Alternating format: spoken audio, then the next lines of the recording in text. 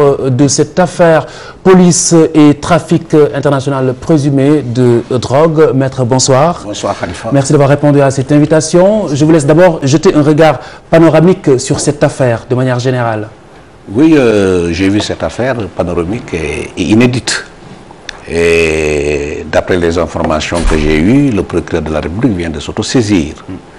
C'est une initiative à saluer. Moi-même, j'avais demandé l'autosaisine de monsieur le procureur de la République. C'est ce que l'on attend d'un procureur de la République, parce qu'il s'agit de faits criminels. Mon ami Moustapha Diakhaté aussi, qui est le président du groupe parlementaire de Benno Bokk Yakaar, a dit qu'il va poser une question orale au ministre de l'Intérieur. Je crois que... Et justement, qu'est-ce que cela vous inspire que l'initiative vienne de la mouvance présidentielle? Mais parce que c'est la mouvance présidentielle qui gère l'État. C'est une affaire qui intéresse au premier chef les autorités de l'État. Vous savez... C'est une preuve ou une volonté de bonne gouvernance? Absolument. Vous savez, je l'ai déjà dit, je crois que le président Macky Sall, son mandat est placé sous le signe de la bonne gouvernance. Je crois qu'il est le premier interpellé. Et les premières initiatives qui sont prises, vraiment, c'est des initiatives heureuses qui vont vers la prise en charge de la bonne gouvernance.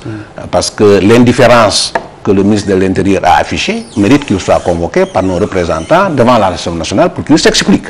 Parce que ces faits assez graves, qui sont des faits criminels, quand le ministre de l'Intérieur se dit que c'est un duel entre hauts fonctionnaires de la police et que lui, il ne s'en mêle pas, franchement, il mérite d'être convoqué. Je salue l'initiative du président du groupe parlementaire de Benno Bokk Yakaar de poser une question orale au ministre de l'Intérieur à l'Assemblée nationale pour qu'ils expliquent aux Sénégalais ce qui est arrivé. Vous savez, la drogue, ce n'est pas seulement un mal pour la santé, ce n'est pas seulement un mal pour la jeunesse, c'est un mal pour l'État.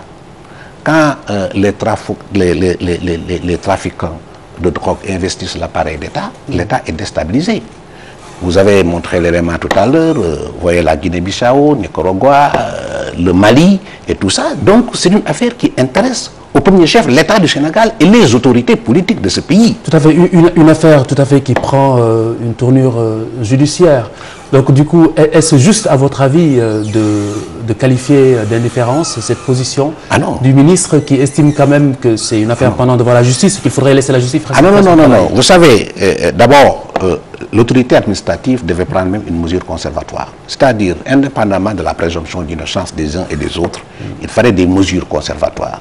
Il faut que les personnes qui sont concernées par cette affaire soient suspendues pour ne pas entraver l'enquête pour la manifestation de la vérité. Donc nous attendons toujours à ce que l'autorité administrative prenne ses responsabilités. Mais alors, je crois que l'autorité judiciaire a pris ses responsabilités, l'autorité parlementaire a pris ses responsabilités, il appartient maintenant à l'autorité administrative aussi de prendre ses responsabilités. Prendre ses responsabilités, ce serait de suspendre les concernés. Mais oui, cette suspension maintenant n'a rien à voir avec l'innocence des uns et des autres.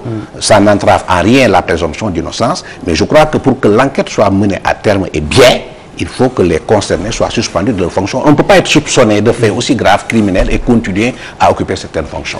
Alors maître, ce qui est constant, c'est que l'image de la police nationale prend un sacré coup. Y a-t-il un moyen de redorer vraiment le blason de la police? Oui, je dois dire ici que d'une manière générale, nous avons une police honorable. Nous avons une police qui abat un travail extraordinaire. Mais dans tout corps, il y a des brebis galeuses. C'est valable pour tous les corps, la police, la magistrature, le barreau, la santé. Et maintenant, ce qu'il faut, c'est extirper ces brebis galeuses de ces corps-là. Mais la police en tant que telle, franchement, moi, je n'ai rien à reprocher à la police en tant que telle, en tant qu'institution. Mais il y a des hommes dans la police qui sont des brebis galeuses, qui se comportent comme des délinquants. Il faut les expulser de la police. Alors, d'un point de vue plus large, faut-il craindre, maître C, des conséquences au plan diplomatique suite à cette affaire? Mais je ne crois pas. Pourquoi? Il y a la souveraineté, il y a les intérêts supérieurs de la nation qui priment sur ces relations diplomatiques. Je crois qu'il n'y a aucune crainte à faire. L'État doit prendre toutes ses responsabilités et pleinement ses responsabilités dans cette affaire. Alors, une commission d'enquête parlementaire, on en a parlé, et maître, c'est pas maître plutôt, le président du groupe parlementaire Moustapha Diakhaté estime... C'est l'honorable député. Voilà, donc il estime que compte tenu de l'urgence de cette affaire, il vaudrait mieux une question orale plutôt du coup qu'une commission d'enquête parlementaire. Je crois vraiment qu'il a raison parce que nous sommes dans un État démocratique. Dans la mesure où une enquête judiciaire est ouverte par le procureur de la République, dans la mesure aussi où une enquête administrative sera menée au niveau de la police, je crois qu'il faut que les représentants de la nation, les députés, s'imprègnent de la question.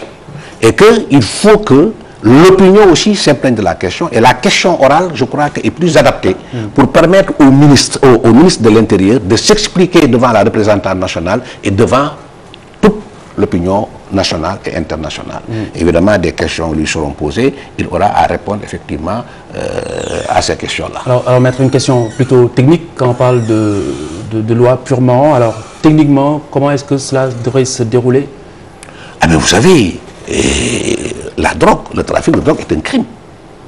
Et quand le procureur de la République se saisit du dossier, sûrement il va ouvrir une information, il va faire un réquisitoire. C'est-à-dire qu'il va faire une délégation judiciaire pour recueillir les faits.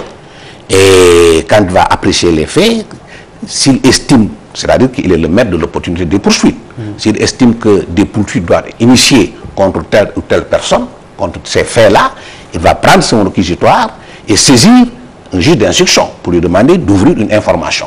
Où toutes les personnes qui seront concernées par ces faits seront convoquées par le juge d'instruction qui va commencer son enquête. Et s'il estime que ces personnes, pour la manifestation de la vérité, doivent placer sous mandat de dépôt, ces personnes seront placées sous mandat de dépôt, l'enquête va suivre son cours, et si le juge estime, après la clôture de son information, que ces personnes doivent juger, mais on saisit la cour d'assises qui va les juger.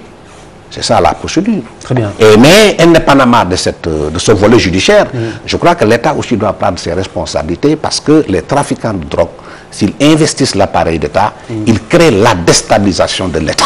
Oui. Et ça, je crois que les autorités politiques doivent prendre toutes leurs responsabilités pour extirper ce mal qui est vraiment une gangrène de l'État. Et ça, je crois qu'indépendamment de la procédure judiciaire, il faut que les autorités administratives, les autorités politiques de ce pays prennent ses responsabilités, mènent leur propre enquête pour en tout cas prévenir l'État de la mainmise des trafiquants de drogue, des narcotrafiquants. Alors, quel est du coup, maître, à votre avis, l'avenir de l'OCRTIS? Mais l'OCRTIS, je crois que... D'ailleurs, moi j'ai l'impression que ces faits ne datent pas d'aujourd'hui. Je crois que les trafiquants de drogue ont toujours investi l'OCRTIS parce qu'ils savent que c'est l'instrument qui lutte contre le trafic de drogue. Vous voyez, ils sont intelligents. Je crois qu'on doit renforcer ces moyens. On doit veiller aux personnes qui sont chargées de diriger cet organisme. Après ça, je crois que les autorités politiques de ce pays prendront toutes leurs responsabilités pour préserver l'OCRTIS, cet instrument de lutte contre la drogue, de ces faits-là inédits. Et pour ces faits inédits, donc il faut des initiatives inédites. Maître Ousmane Seye, je vous remercie. Merci d'avoir été avec nous pour nous éclairer au sujet de cette affaire de trafic de drogue international qui implique la police au plus haut niveau, notamment des accusations du commissaire Keïta contre le directeur général de la police, Abdoulaye Niang. Bonne soirée sur TFM. Au revoir.